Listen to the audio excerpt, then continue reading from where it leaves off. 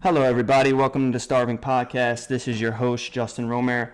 I'm going to go through a few of our sponsors. Our first sponsor is GenoPalette. They're a nutrition company that actually takes your DNA and does genotyping. They tell you exactly what foods they recommend based on potentially some deficiencies you might have in a variety of vitamins or some sensitivities you might have, such as lactose or gluten. Go to the code, get the code in our bio after this podcast in the show notes to get $20 off your order. Our next sponsor is X Endurance.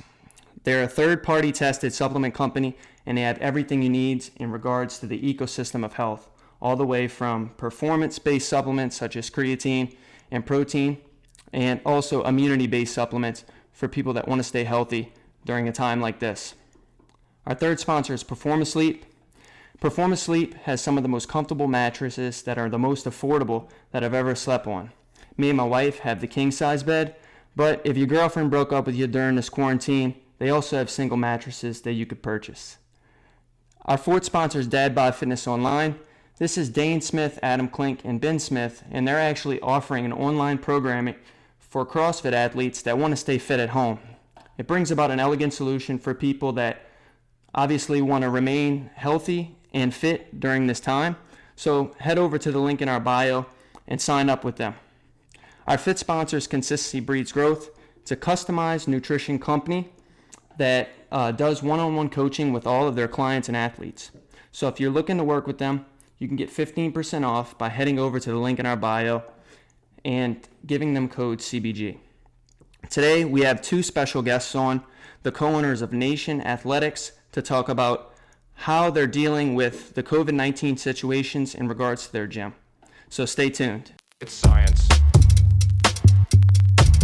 Hello, everybody. We're live. This is your host, and we have two special guests on today.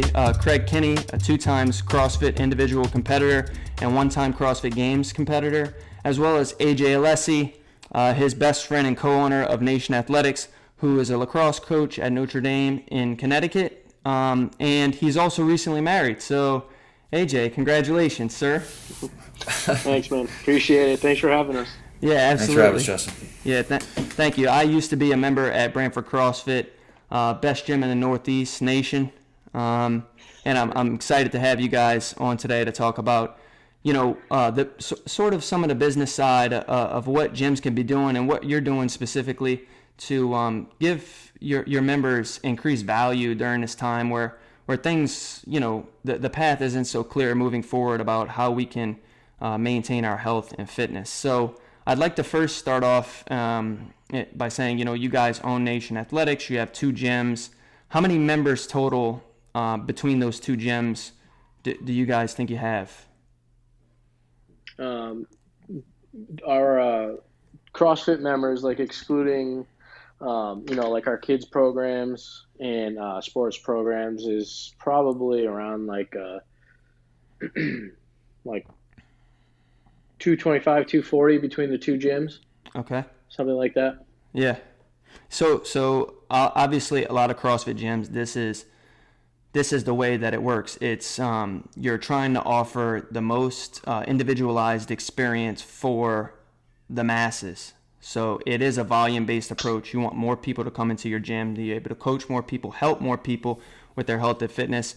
So obviously there's a lot of worry, especially not only with the recent changes in CrossFit and people having to get rid of their affiliates, but also, or choosing to, not have the CrossFit as their name, but also, gyms that just can't support continuing to pay their rent since they're not having the income and keeping their members. So, and this started obviously back in March. So I'd like to go over a little bit about what you guys did when this first hit to keep your members in your gym.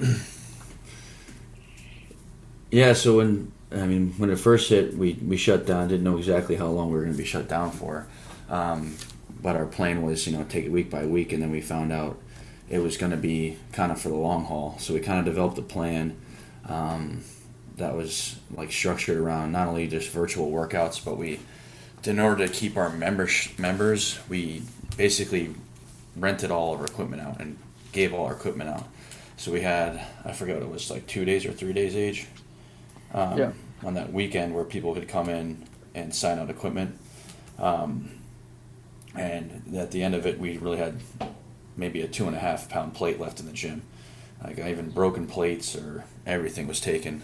So it was great having, and we have a good amount of weight from both gyms, but we were able to give that to our members, and then it kind of just developed into this virtual Zoom kind of thing for 3 classes a day, and then all of our athletes stayed on. I'll say everyone stayed on who stayed on, that was able to stay on, was a part of a coaches group. So we had six coaches that were divided the athletes, say 50 athletes or so, into groups. So any questions they had about the workouts, any questions they had about exchanging equipment.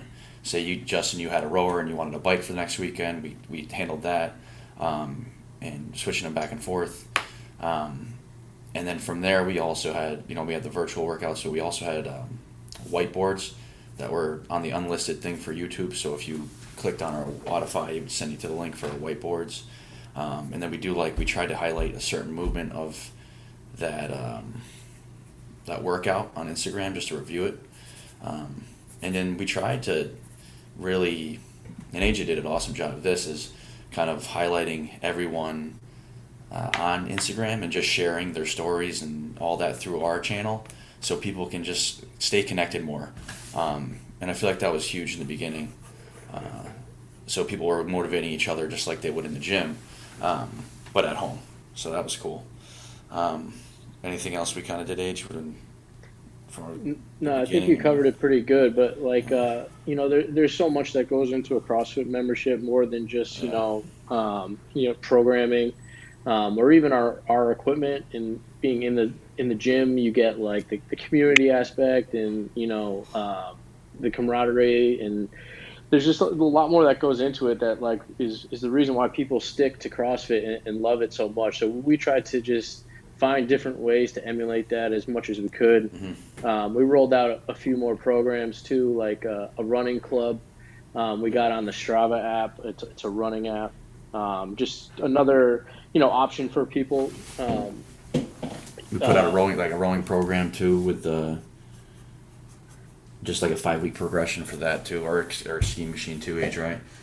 Yeah, and it was just like, I think we were just trying to find as many ways as possible to keep everybody, tied together, and kind of get that feeling of like, oh, this person's working out hard right here. I see them working, I better keep doing it too. Try to do that the best we could. Yeah, absolutely. I haven't heard the coaches splitting up and having specific athletes that they're working with and grouping athletes with a specific coach. I think that really provides a more personalized experience for everyone and more accountability from their coach, which obviously a lot of people are struggling with.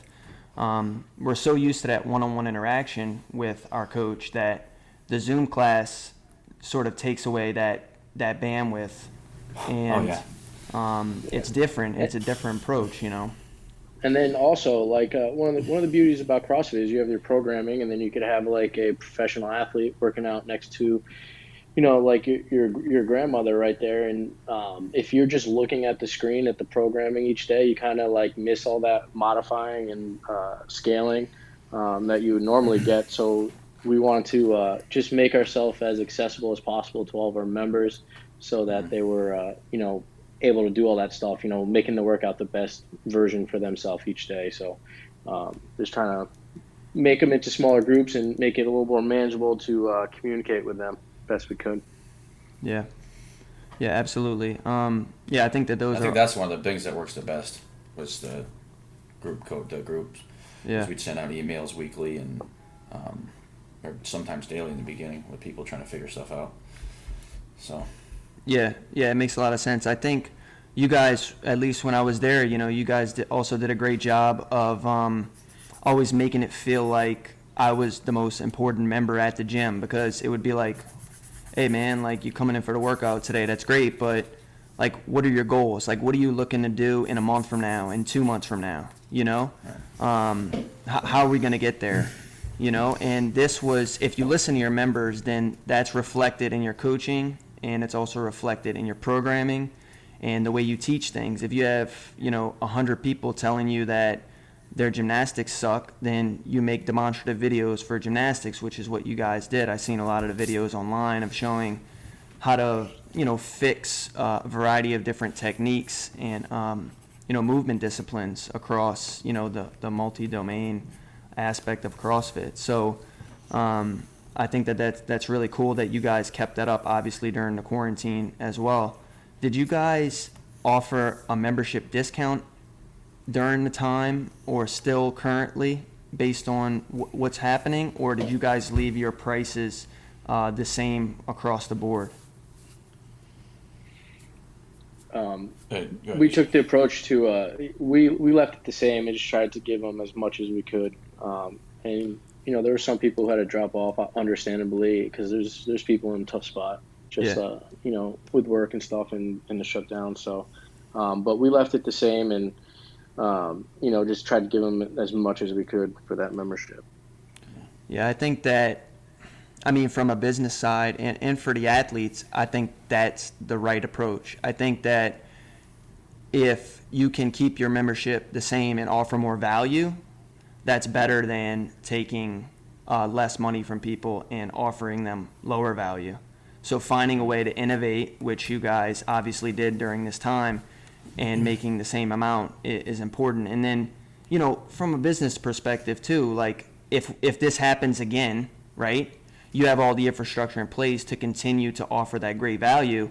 But for gyms that are, just going paycheck to paycheck at this point, and we close down again, they're going to have to offer that discount again. It's going to be expected from their members that they're going to get another discount. And from a business side, that's just not what you want to do. You want to elevate, innovate, and provide more value. So I agree with that approach completely. Do you guys know what the current phase Connecticut is in? And if you don't know the actual phase, just what are gyms allowed and capable to do at this time in your area? So our gym in Connecticut, you can be 6 feet away from somebody with a mask on, right? Mm-hmm. But you can be 12 feet away from somebody with a mask off. So at Branford and in Madison, in Branford we have 20 stations. We probably could fit a few more, but we just feel safest with that amount of people in after 2 weeks of evaluating and 4 weeks, and now it's been 5 weeks, I think. We feel most comfortable with that. And then we have walking lanes throughout. You have to be, what else you have to provide, Age? Like hand sanitizing stations has to be provided. A checklist of, it's easy for us to do. When people check into the gym, you have to know who's inside your gym at all times, right? But we have Wi-Fi that just handles all that. And stuff. Yeah, contact tracing, you have to be able to manage that. And that's just easy for us. Everybody signs up 4 classes on the app. They can't get into the class unless they sign up. So that eliminates it completely. Right. You guys are capping the classes and making sure everybody's staying a safe distance, making your members that want to come back feel as safe as possible. So we have 20 stations. Go ahead, H. No, I was just going to say, we have the reservations now, just so we have the list of the people in class for contact tracing in, so it doesn't go over that capacity that we determined. They didn't give us a set number of people. They just gave us those guidelines that if you want to work out without a mask, you got to be 12 feet away. So we were just able to fit 20 in Branford and 9 in Madison at that safe distance, so people could take their mask off when they're working out. And there's a coaching walk lane that goes around both of the gyms, and that's within. Coaches always have masks. Yeah, coaches always have a mask on, but that's within 6 feet at minimum. But you're walking around with your head cut off through the whole class. But and then we never cap it. If it's nice out, we let anybody else come because we have enough room outside for both gyms. Right. Where they can come and have an option for an outside workout too. Right. So even if the class is capped at 20, and so there's you reserve for a wait list at 23, you can still come, but you're not guaranteed a spot inside. Right. Yeah, I heard this recently on a podcast with Mike Bledsoe. He was speaking specifically about this, and that if you're if your area doesn't have specifications, then and you want to give as much value as possible to your members, and you're there to heal lives and make people more healthy and fit, screw it. You make the guidelines Absolutely. for your state. Like, let's go. Get your people in there. And, Absolutely. I mean, don't bring 100 people around in your gym. Stay moderate, but you need to make the guidelines for your people. And if they want to come back, then, figure out a way to make it happen. Obviously, you guys have done that with the space that you have at the gyms in the outside area, which is great. So, yeah, and my just kind of going off what you're saying there, my thought process, this whole thing, and even now is like, my father is like, I'm not sure the exact amount of time, but probably 7-8 months removed from chemo, and every decision I make is, would I feel comfortable having my dad come in the gym right now and do this workout? yeah. So making sure that, it's distance enough, the ventilation's good enough. We put like equipment in everybody's station. So that's your equipment for the day with sanitizing supplies in there. So you need to disinfect everything before you leave. You don't need to go around, walk around finding equipment. Yeah, and we have such a good community too, Asia. Like, people take pride in cleaning up after themselves. I mean, some people we have to get on about, but people do a great job now of taking care of and cleaning up the people after them, and just getting people to buy in more with that. And just to go on what AJ was saying about his dad is like, we communicate within all of our coaches about, if Lene shows up, if Bob shows up, if Joe shows up, whoever those people that are at a little bit of higher risk, even though that they feel like they don't want to worry about that, we make sure that they get the specific spots that we feel most comfortable with them in. Whether it's right by the garage door or right by the side door, just to make sure we're all on the same page, Right. And I think that's important because, they are at high risk, even if they feel comfortable, just to make them the safest, Right. Yeah, I think that's an excellent approach to sort of mold your gym around, making it as safe as possible for the people that are most immunocompromised. Because if you do that, everyone else should presumably feel safe as well. And I resonate with that a lot. I think that that's an excellent approach to, getting as many members back in your gym as possible. Now, and you know what? Really, if you like believe in it or you don't, like if you think it's an issue or it's not, really the stuff that we're asking you to do is in the grand scheme of things such a small sacrifice that, like, just do it to make someone else feel comfortable. You know what I mean? Like, just put the mask on until you get in your station. Like, it's 15 seconds with a mask on. Take it off there. Clean up really good. It's some members actually like what we're doing now because all their stuff is right at their fingertips. They don't even need to walk around and find everything. Like, everything is right there. right. But Classes are run more smooth. Yeah.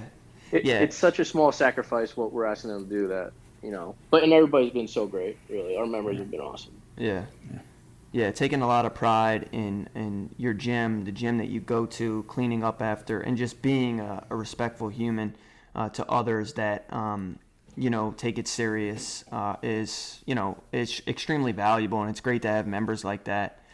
Now, in terms of what's going to go on next for you guys, so you know that, there are numbers out there, extrapolated numbers, that after this 50% of gyms are going to be closed. So like Gold's Gym has filed for bankruptcy, 24-Hour Fitness has filed for bankruptcy. At the end of the day, loyalty is only going to get you so far. You have to provide more value, as you guys have, and innovate around the situation. So are there other ways that you guys are doing that with, making sure people's nutrition is dialed in and their mental outlook on their workouts and their goals, or customized coaching? Like, what else is happening for potentially the future for you guys at your spot?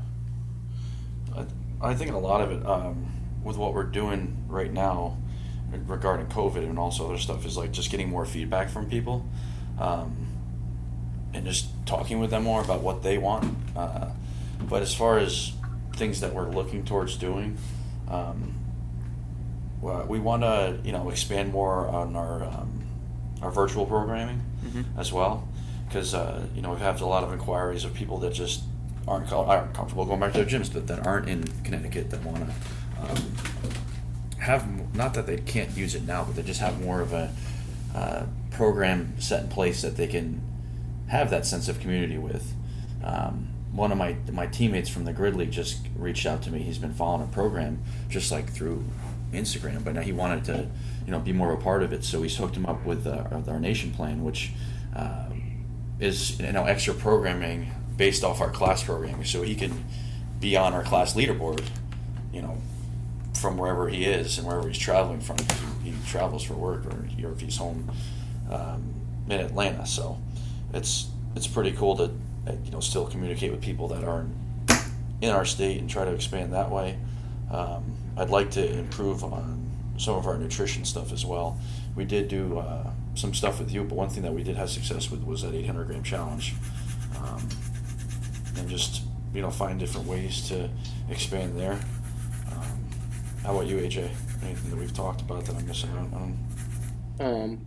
Yeah, I mean, we were so lucky that we have such great members and loyal members through this first wave that we came out of this about as good as we could. I mean, obviously we took a little bit of a hit, understandably, but we really appreciate our members, and we tried to I think we did make the membership as valuable as possible. But I mean, just for those members who still don't want to come in, we're doing a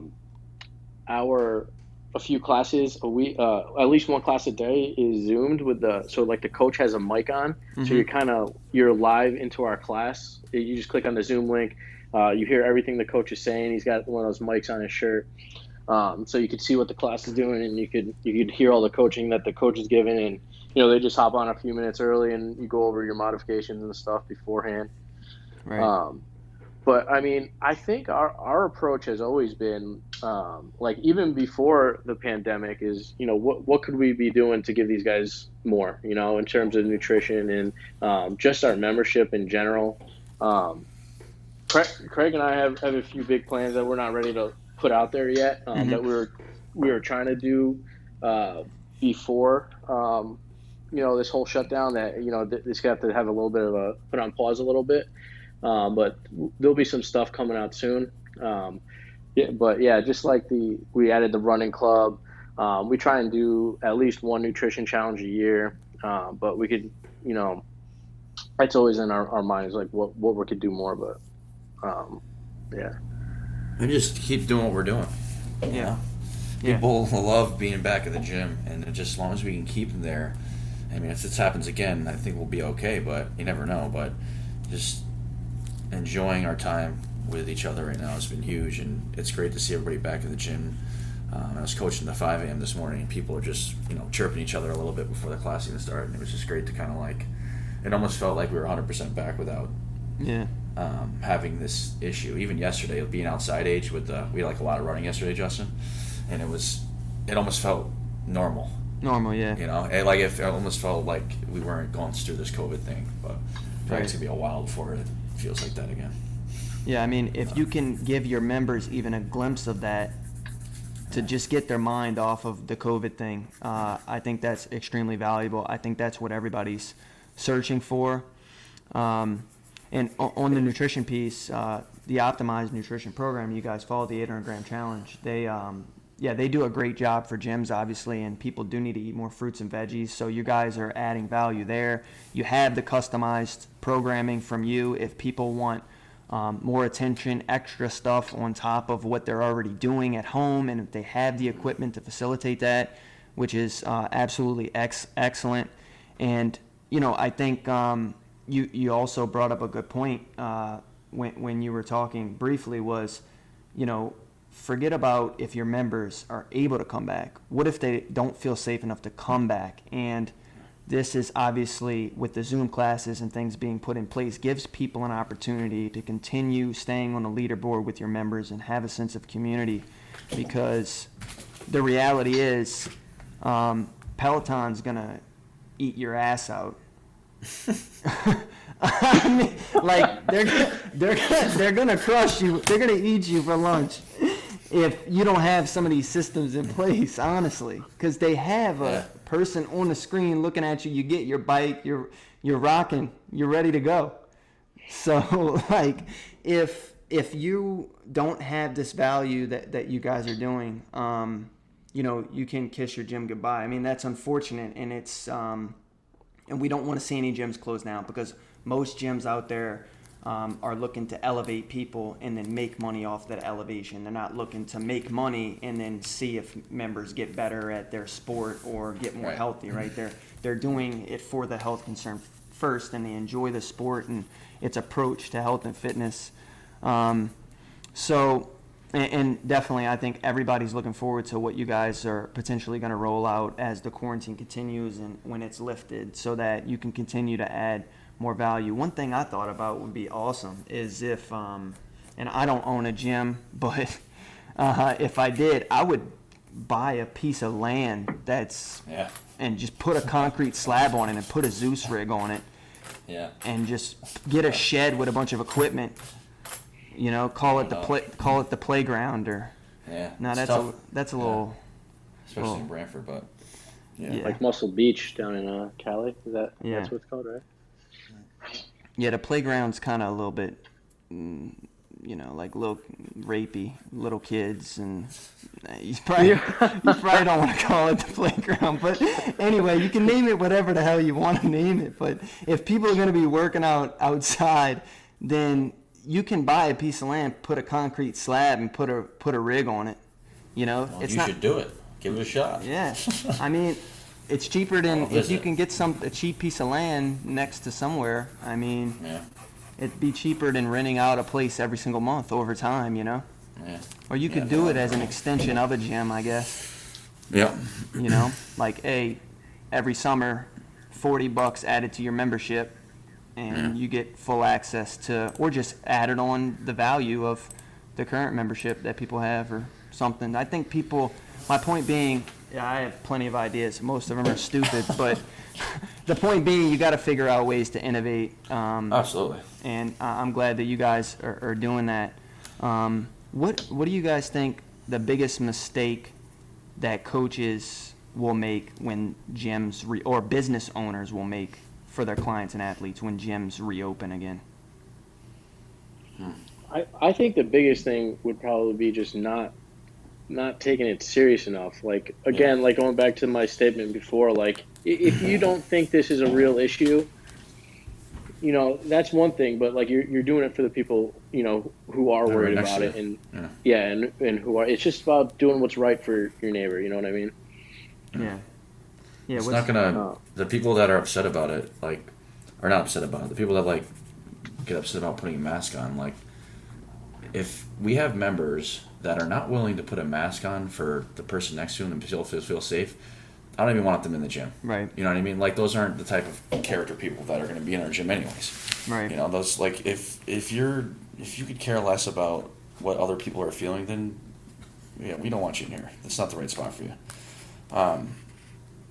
Shoot, there's one more thing I was just going to say about that, but either way.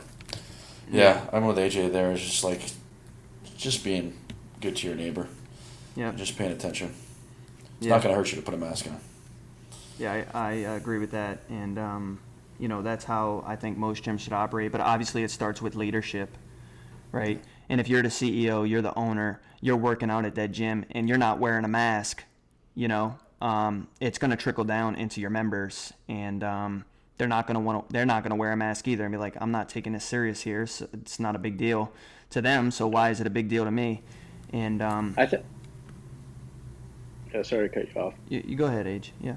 I was just gonna say the other thing would be everybody wants to do so much. Like all the gym owners want to do so much for everybody right now, and I think that one thing that we kind of talked about is we almost had to rein each other back on what we want to do, and I think it could be a mistake if you try and bite off too much right when you open up. You know what I mean? Right. AJ was just good at that. We had a limited schedule in the beginning, and we're kind of adding more classes back in. Because you do have to clean a ton. You have to make sure you're sanitizing and stuff. But in terms of programs and stuff too, just make sure we got the important stuff down first. We have really good CrossFit classes.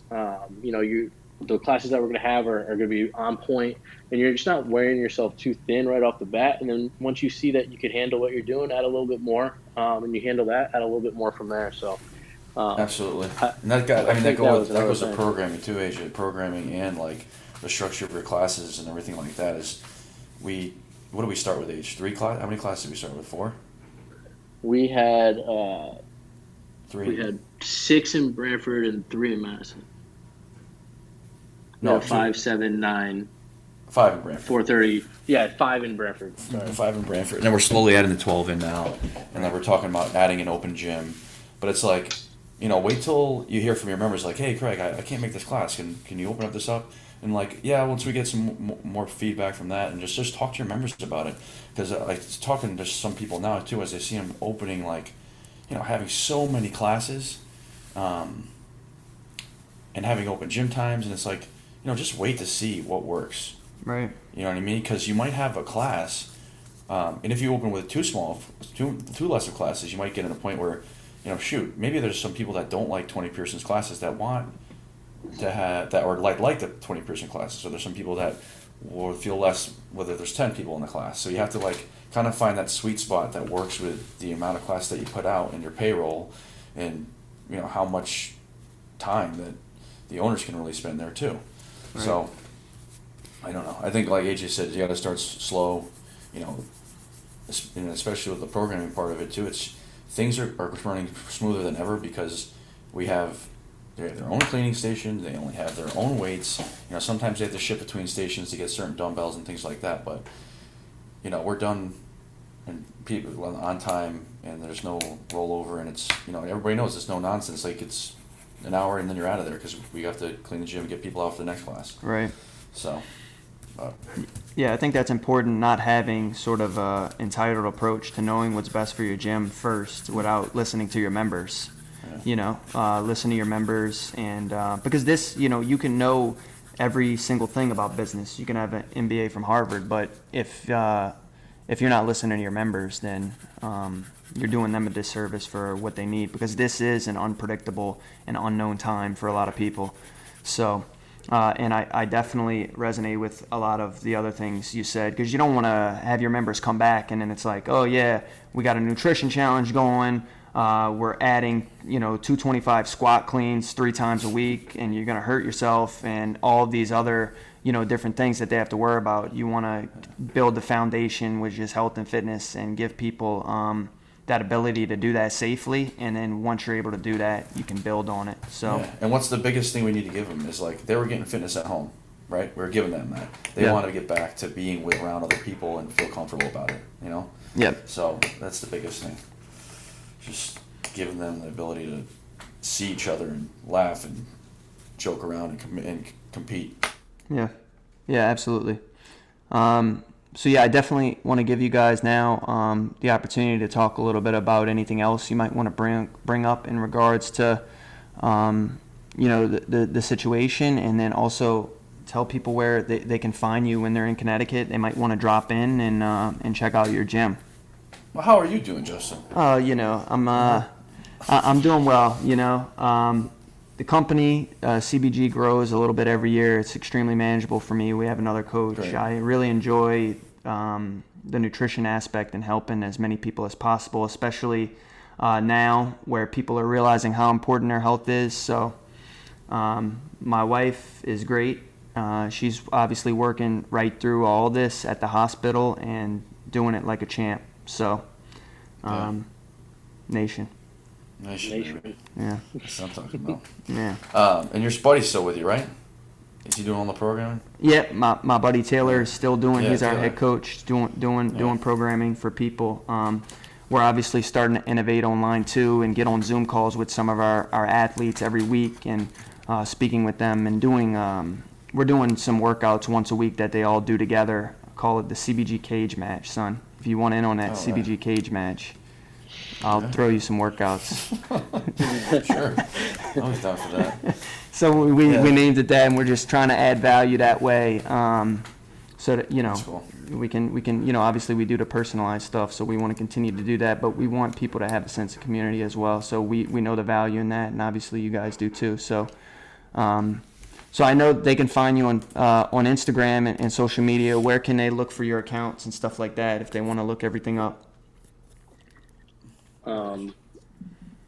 Yeah, I mean, we're on all the social media outlets. Brantford _ CrossFit on Instagram and S _ Madison CrossFit. And then on Facebook as well, Brantford CrossFit, South Madison CrossFit. And then just Nation Athletics. We're is the online website. at nationathletics.net. Yeah. Okay. Nation Athletics is the website. Okay. Yeah. And if you type in BrantfordCrossFit.com or SouthMassCrossFit.com, it takes you there too. So, yeah. Nice. Yeah. Okay. So if you're in Connecticut and there's a few spots you could hit on the shoreline there, Brantford or Madison. Have some fun. We'll get after it. Yeah. Yeah, you guys definitely get after it, and people looking to do that, definitely check out Brantford and Madison CrossFit and the Nation Athletics community. Thank you guys so much for coming on today. It was a blast to talk to you guys about the situation. I think it puts people at ease and calms them that they can still get out there, and there are gyms out there offering the value and the safety that you guys are to allow them. If anybody has any questions that's listening to this about needs help about what to do if they're reopening, just email us info at Brantford CrossFit, and we'll try to help you guys out for sure. Yeah. Awesome. Or any ideas for us too. Yeah, ideas for us. Do anything good? Yeah, all the answers. Tell us what to do. We're just looking for more. Yeah, but it's gone pretty smooth. We're pretty happy with the way things have gone so far. Great. We're really happy, actually. Really happy with it. Right. Yeah, it starts with leadership, guys. So thank you for coming on. Keep after it, and we'll chat again soon. Yeah, great catching up with you, Justin. You too. You too, H. Later, Craig. All right. Hey, Nation. man. Nation. Science.